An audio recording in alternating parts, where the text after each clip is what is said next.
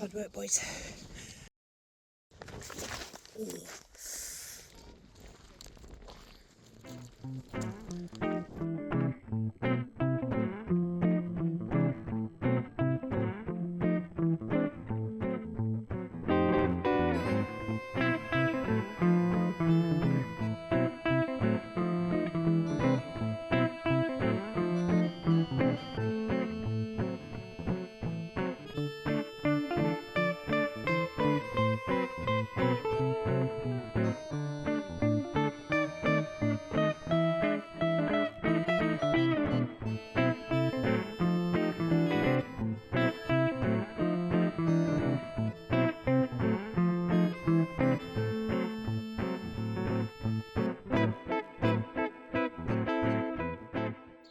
So I started off at the Nayath car park, which was surprisingly quiet actually, because I didn't get there till about 10 a.m. But it was the middle of the week and it's early April, so it wasn't exactly peak time. Come here. Popped a harness on Max because on this walk he's mainly off the lead, but I grabbed the harness just so that I can get him if I need to. So this is the route we're going to be taking. So we're going to come from the car park, across the reservoir and up this hill, and this is one of the worst hills of the walk. And then we're going to go all the way along the ridge, which is quite a long way. So as we come along the ridge here, we're going to come round towards Cribyn, which is the first peak that we're going to get to, then to PenyFan.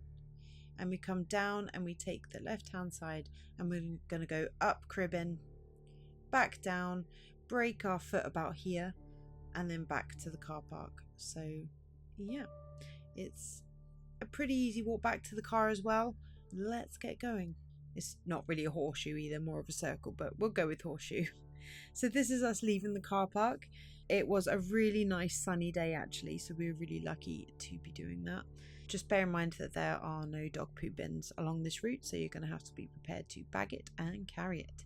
The route is not messy with dog mess or anything, so we don't want to be adding to that either. So it's quite an easy way to start the walk. There's no incline to this part, not really, maybe a tiny incline, but it's all pretty flat. So we stick to the left hand side of this path, and as we come around here we get our first glimpse of PenyFan.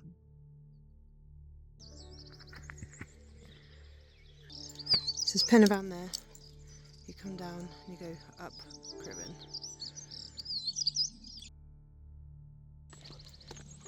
So we're going to go all the way along this ridge here. Up PenyFan, down, up Cribyn. So as we come along here, we're going to zoom in and just take another look at our destination. And if you look at PenyFan there on the right, to the left of it there's a bit of a lump, and that is Cribyn.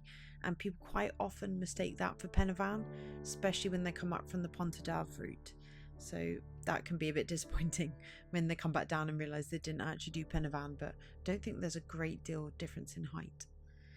And as we come up to this split here, we're going to stick to the left if we're going clockwise, which is the route that we're doing today. You could go right if you're going anti-clockwise. It is, in my opinion, a harder route, but if that's the way you're going, then that's where the split happens. But if you do miss that split, you can rejoin that path a little bit further down this road. So as we come down here, you can see just ahead of us there is a building on the right that's got a bit of a hole in the roof and has needed TLC for a long time. So that's the first marker we're looking for. So we're about 12 minutes in and coming up to the first checkpoint. So if you had missed that split in the road, you can go right here if you're going anti-clockwise and you'll be back on the right path.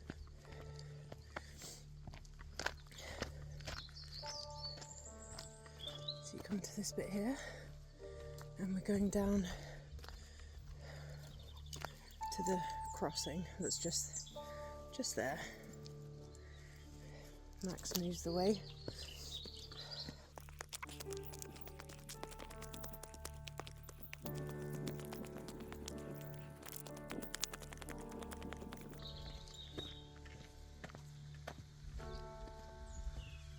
trees growing out the top.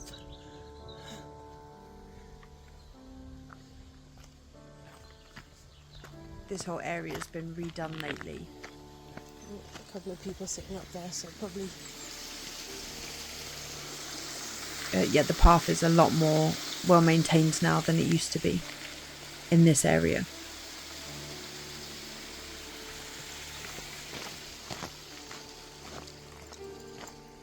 So we just walked past these guys. They weren't really that keen on talking.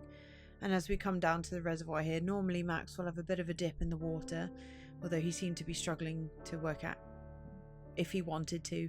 Then when he actually finally went down there, he didn't actually do all that much. He just kind of stood there and came back out again. But it was a warm day, so I did want him to go in there just to cool him off a little bit before we got going. I did have plenty of water with me, but it's always nice when he can actually dip his whole body in. So we're starting the first incline here, and this is quite a hefty hill. It's quite long and it does get quite steep. So you'll be able to hear me huffing and puffing shortly.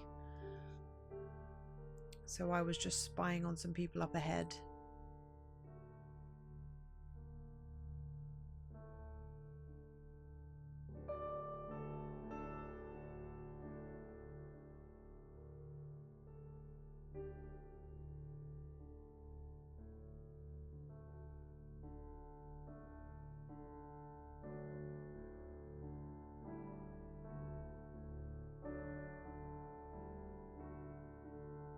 So we're heading along this route, and it's all very well maintained and very easy to walk on. And we're going to come up to this gate now, which is going to take us to the bottom of the real hill. So coming through here, you can see some signage. It's basically just asking people to stay to the path because there's been a lot of footpath erosion. So if you look to the right here, this is where people sometimes go off on a bit of a tangent. No, come this way. So there you can see they've put a signpost there asking people to stay to the footpath. Very nice.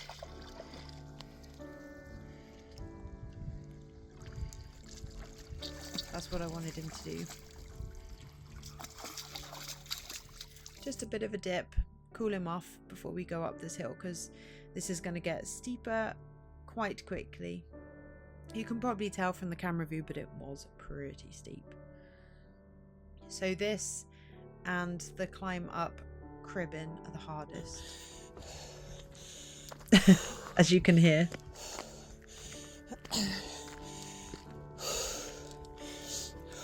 Look, we all know that isn't attractive, but this is the reality of hill climbing. I'm not going to pretend I went up and I was breathing like normal. It's quite a challenge to get up this hill. We're about to lose sight of the peak for a minute.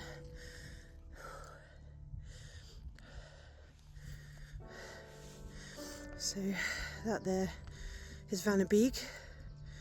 Then we come down and back up to Cribyn and down up to PenyFan there. We don't actually go up Vannebeek on the horseshoe. Just giving those guys a second, so I don't want to put pressure on them.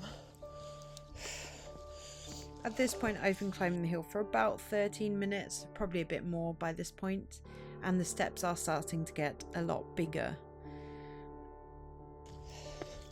So usually as you come up to the top of this ridge, the wind is a lot stronger, which would be very welcome right now.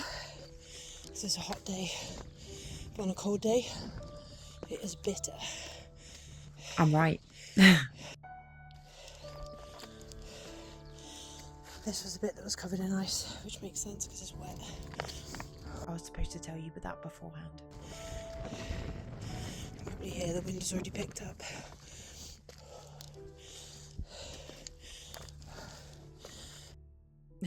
So yeah, basically these bits can get very slippy when you climb in the winter, or at least if it's been icy or cold, because the water's on the steps all the time.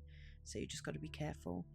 So it took me about 20 minutes to get to the top of the climb, and you can hear the wind here.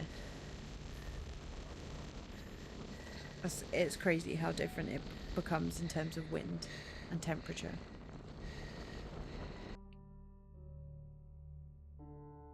I'm just looking back over the reservoir there, just checking out the view really, seeing what's behind me. It's always good to take it in. So I left the sound in so you could hear that wind because it really is quite strong. I've come up here in the winter and we had snow whipping up the side of that mountain, and the dog was half white, half black by the end. So yeah, it's really quite strong. Obviously this is sped up, but that wind is cold as well. Even on a hot day it can be quite cold. We come to this cairn here, which is quite significant because it's a way marker. So when we were up here in the winter and it was really cloudy, the snow was whipping up the side, that cairn told us where we were along that ridge. So they're really important, which is why stacking rocks isn't always a good idea, because people can mistake them for cairns. Yes, we don't want to be doing that and getting people lost.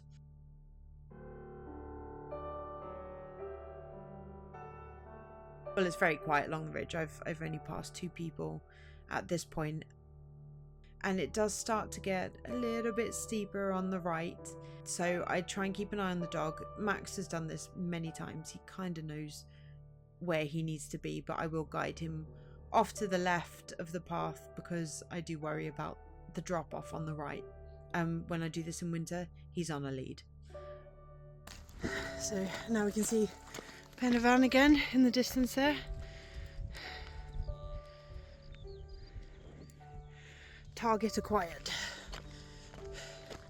And you'll see the wind's dropped off again. This is a really good place to get some shelter and have a stop. See the view? So, and you see what I mean about there being plenty of area for dogs to go off to the left. So do not need to be close to the edge. And now the wind's back. And this is really just to show you how strong that wind is.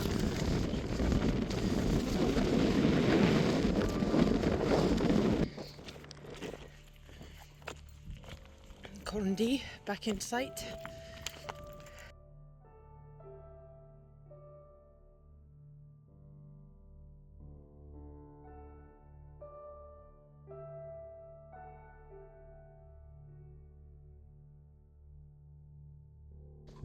I promise you, he did just drink. I don't want anyone to worry about Max. He was offered water at regular intervals. However, he quite often refuses. He is not a massive drinker, but so you know it's hot and hard work when he does have a drink. All he wants is biscuits, which he did also get. So look at this point and you can see off out the other way. Max.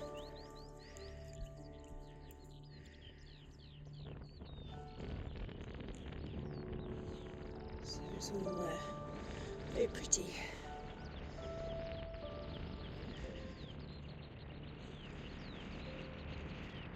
Oh, there we go, we're zooming in so you can see them walking along the bottom of Corndee there, and then as we go along we can see people up the top of PenyFan. So PenyFan is always fairly busy, but this was actually quite quiet for PenyFan. So actually, this is more of an incline than I remember. Enough to make me breathe a bit heavy. As you can hear, that wind has really got quite strong. I was telling my friend the other day that Corndee looks like a monk because the rocks look like a little circle of hair.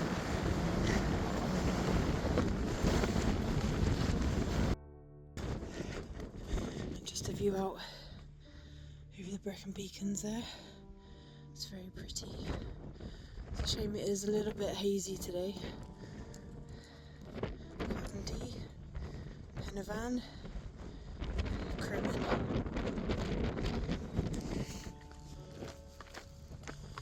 So as we come to the edge of the ridge, we have been walking for an hour and 40 minutes. That's the route coming up. I don't know if you can see it. Those are people coming up, well, they're going down, coming up from Pontadav, which is entirely uphill until you get to this bit. I definitely prefer the horseshoe.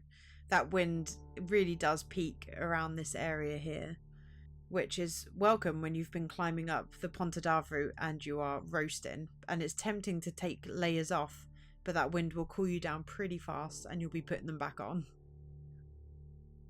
So I did start to gain on these guys here, so I decided now was the time to come past, and then this massive group started walking. So here we're going up Corndee, but you could go to the right around the bottom of Corndee to go to PenyFan. So a lot of people accidentally come up Corndee when they don't need to, because it does look like the highest peak from this angle, and it is quite a climb up. So yeah, it's a mistake that a lot of people make, and it's understandable why.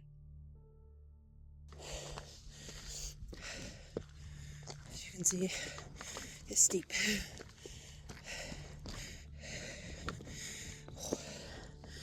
Hard work, boys.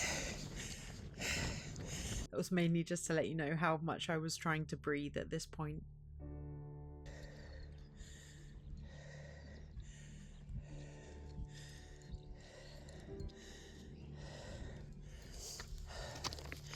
Nearly up.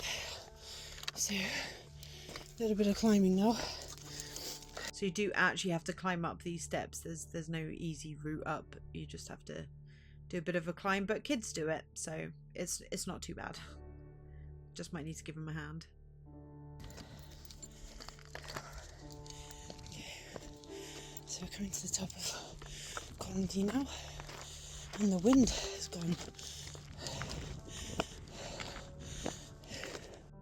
A lot of people come up PenyFan for sunrise, and actually you get a pretty good view from Corndee as well. So you can see a path coming up here. So that is the other path that goes down to a car park down there. Story Arms is the route. The Story Arms route is quite popular as well. It's, in my opinion, actually a little bit harder than Pontadav, because even though it's not entirely up, you do get a bit of downhill during it. It's got a tough climb at the top. We'll look over the edge. This is why I have this on him, because it's quite the drop off here. The drop off? You can see off out this bracken over there in the distance.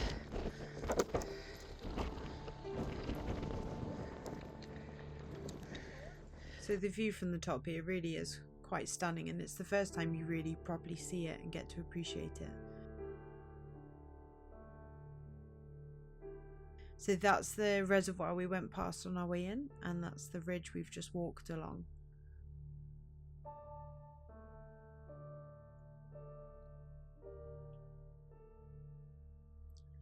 You can hear us talking to people as we go down the hill.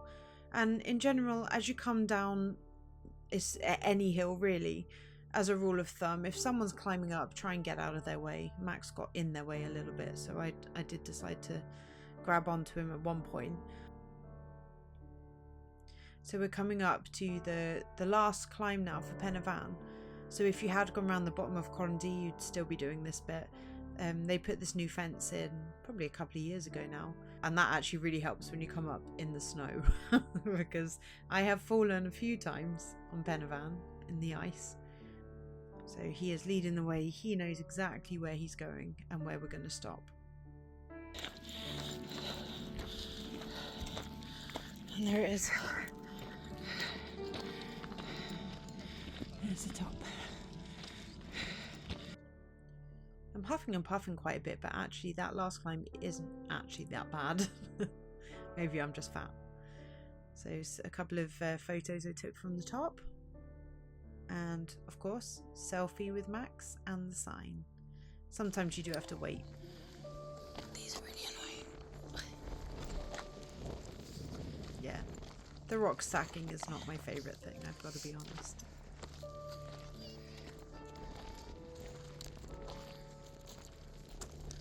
It's a great spot to chill if you want to look out over the scenery. There is a path here. I'm not sure where it starts. There are some people on it, but no one's coming up at the moment. I might have to try that one. I've not done that one before. A lot of people run up and down PenyFan as well. Some for charity, some I think because they want to. It's quite impressive.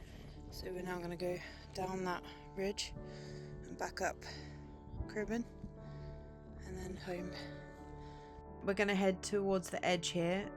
This is where you would watch for sunrise. So it turned out it was 2 hours to the top.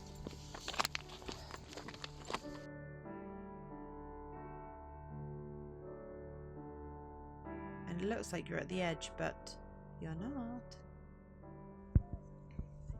So this is normally where we'd stop for lunch, but it's quite busy, so we're going to go further down and stop. And then I came up towards these two lovely ladies who were going up and down this bit, so I'm not sure what route they were doing, but they stopped to talk to me for a second. Sorry. Huh? Are you videoing? Yeah, but it's not. It's going to be like that, isn't it? Because I'm going down the hill, so I'm like, a lot of it's not going to be worth much. It's a memory. Yeah. Honestly, people were so nice when I was going all around this route, really. Like, if you're a solo hiker, it's pretty safe, and it's kind of nice to know that people have seen you. So this, if you're doing the anti-clockwise horseshoe route, this climb is quite brutal. It is quite a big climb. I do kind of enjoy it, but it is a long climb. There's that to take into consideration. So at this point, we were just looking for somewhere to stop and take a break, because I was hungry. Max is a Labrador, so he's always hungry. So yeah, it started to flatten out a bit more here, so I knew we could stop somewhere safely. So that's PenyFan.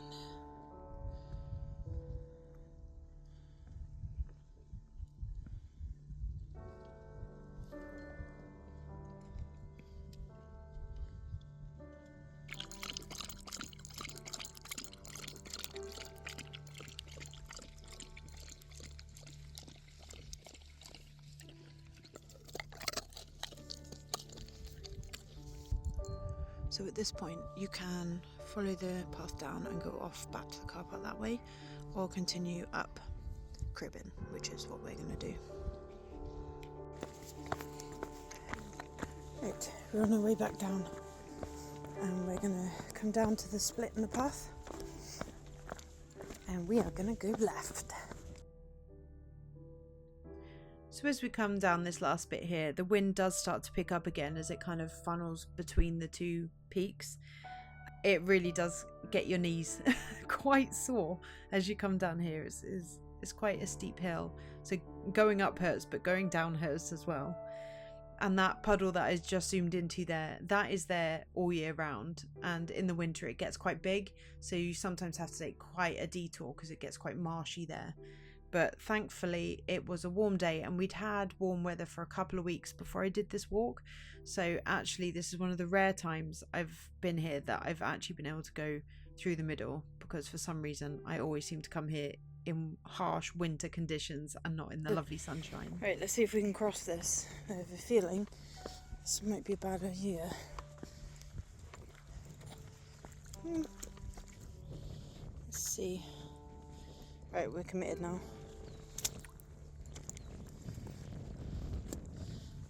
You can hear the wind there. It's not too bad. I mean, I've got waterproof boots on, which helps. Made it. So if we turn around for a second, and you can see really how massive that climb is for anyone doing the horseshoe the other way around.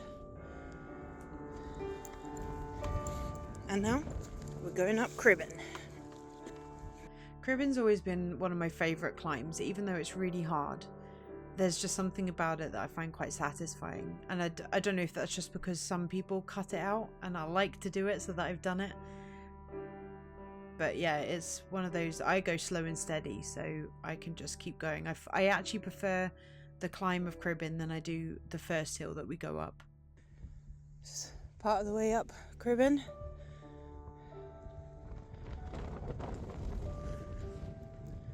and what looks like the top right now is not the top.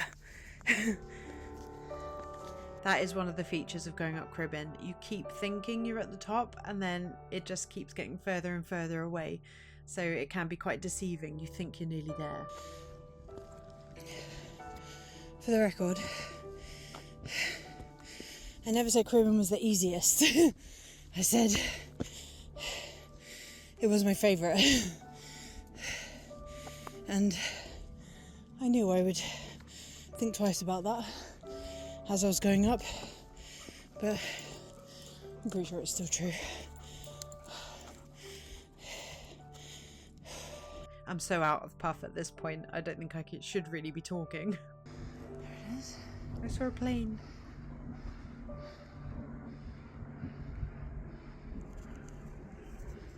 So here we are. I'm guessing about halfway up. Maybe a little bit more than halfway. And I think around this point, the key thing to remind yourself is this is the last climb that you're going to do on this horseshoe ridge. So, you know, anything after this is going to be downhill or flat. You see the cairn? That's the top. So, last climb, and then we're there. So here we are at the top of Cribyn. PenyFan there. The wind is so strong. And Max started to wander a little bit near the edge. I wasn't too happy about that.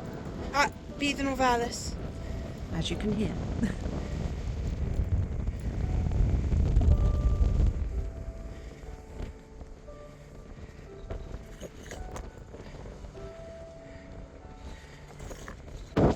So that was 2 hours 45 minutes to the top of Cribyn, and now we're going to make our way back to the car, but it's still a fair way to go.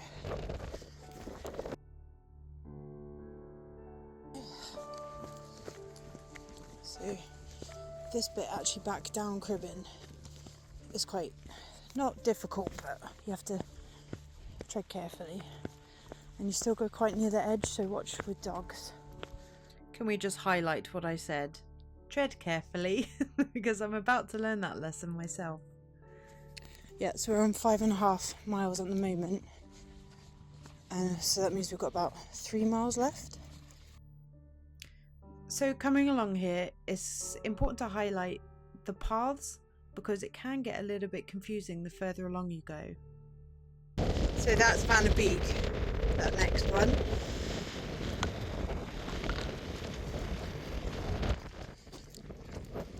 I'm coming in slightly, one for the safety of the dog, but also because the wind just doesn't quite catch over the top. So if you go on the path, you're in the wind. If you come in slightly, you're not. So, top tip. Though that wind was quite nice, I was getting quite hot. Listen how quiet it is.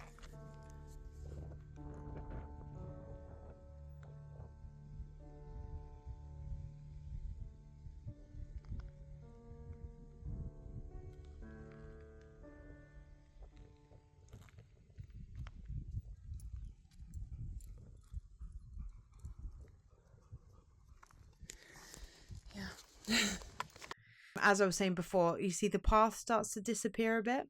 So when you're up there in the fog, it can get quite disorientating, but actually you can pick up the path quite easily again. But just be aware of that if you're planning on going up in the dark. Okay, so this is the way down now, and it gets quite hard to navigate your way down. You just have to be sensible and pick a route that works for you. She says. You can go on the path, but it can be a bit, because of the rocks can be a bit loose. It's a bit dodgy.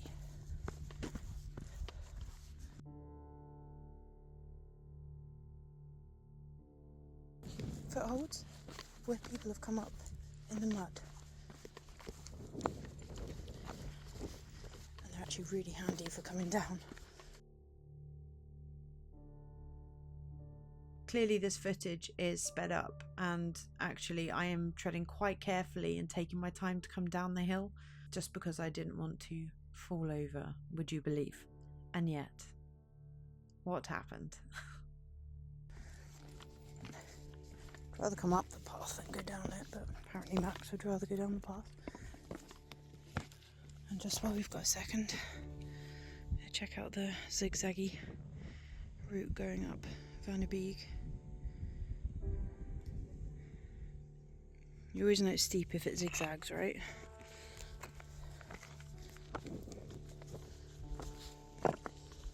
See, now Max has gone off that way.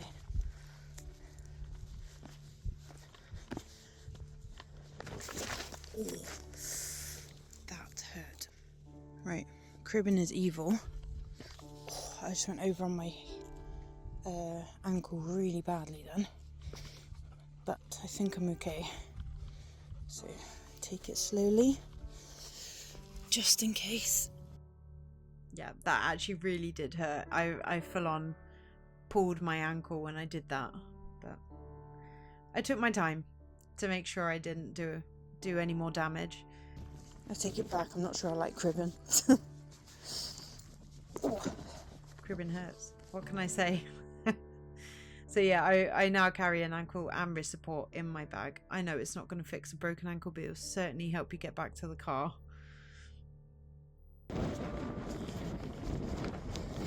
Again, running is easier. Maybe that's why people always run down Cribyn. I honestly don't know why I was running at this point. I mean, it was probably further away from when I hurt myself than it looks, but yeah, coming down Cribyn is so steep. But you do see a lot of people running it, and actually a lot less running up. Okay, so we're on the path heading back to the car now. I'm probably not going to film too much of it because it's all quite samey, but just so you can see, sorry, this is the climb up Cribyn, but that's actually the top of Cribyn over there. But you can go round this bottom path to cut out Cribyn entirely and then go up PenyFan. So yeah, this is our walk back now, and it's all pretty much the ground is like this, and it's pretty much the same all the way back. So I'll check back in if there's something exciting to see. So this is a good point to stop and appreciate the walk that we did do. So we came up by those trees there and then up to the ridge, all the way along that ridge to Condy, to PenyFan and to Cribyn, and then coming back down this path here. It really is quite an achievement when you look at it on the full scale of things. Be proud of yourself. Yeah, so this path itself is quite uncomfortable underfoot. A lot of people stick to this left-hand side where there aren't the stones, although obviously the whole point of the stones is to stop footpath erosion. So yes, it's a bit of a tricky one because it is really uncomfortable to walk on, even with good walking boots. A lot of people, well, I saw a lot of people running along this path, which is insane to me because it's so uncomfortable to walk on. So I can't imagine running the path, but they obviously felt fine.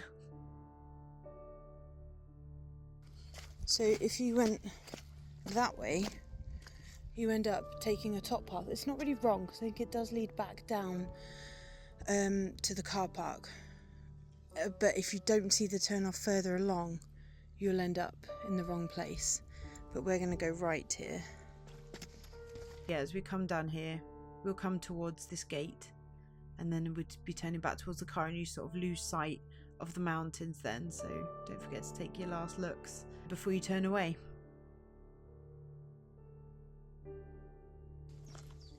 And as we come through the gate, we're going to go left.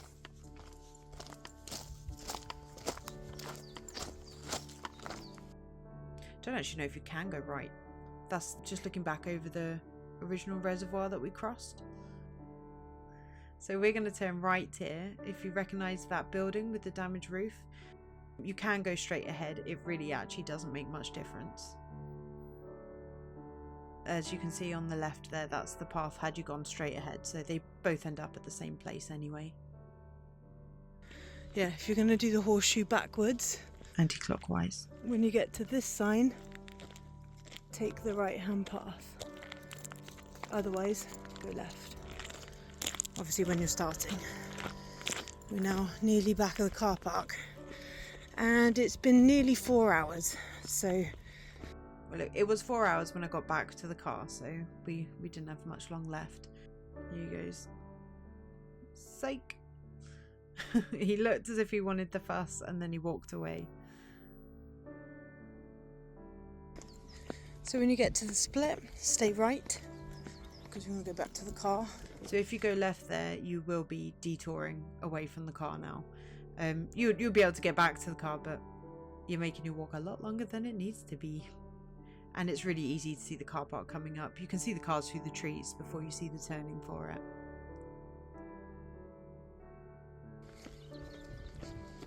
If you do miss the turning, it's not the end of the world. You'll just end up walking to the other end of the car park.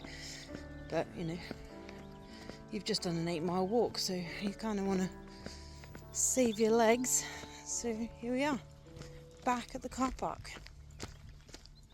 So thanks for joining me and Max on our hike, and I hope you enjoy your trip to PenyFan and the Horseshoe Ridge. So we nipped down to the reservoir that we could see from the top of PenyFan. I'll leave you the details on where to park because Max absolutely loves it here. He'll have a swim, he'll chill out, he'll probably have a drink and some snacks. And yeah, if you're lucky, the steam train might be going past, which is on the opposite side of the reservoir, and you'll be able to hear it as well. So I'll leave you with this footage to enjoy as the video comes to an end.